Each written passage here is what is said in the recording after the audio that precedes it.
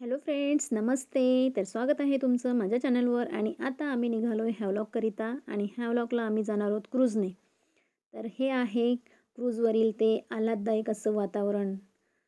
हाही माझा पहिलाच प्रवास आहे क्रूजचा, त्यामुळे मन अगदी उत्साहित होतं आणि अगदी स्वप्नातल्यासारखं वाटत होतं बघा.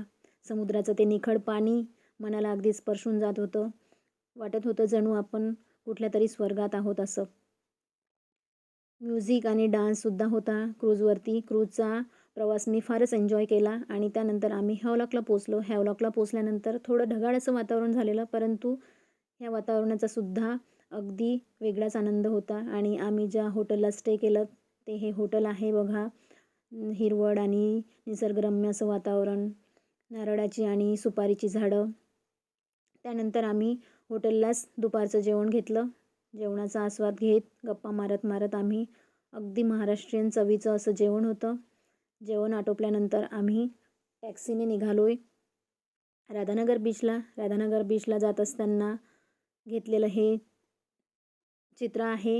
हिरवळ आणि तिथलं नारळाची आणि केळीची झाडं. त्यानंतर हा आहे राधानगर बीच. बघा किती क्रिस्टल क्लिअर असं सुंदर असं पाणी आहे, मनाला मोहून टाकणारं. अशाच नवनवीन व्लॉगसाठी चॅनलला सबस्क्राईब करा आणि कमेंट करायला विसरू नका.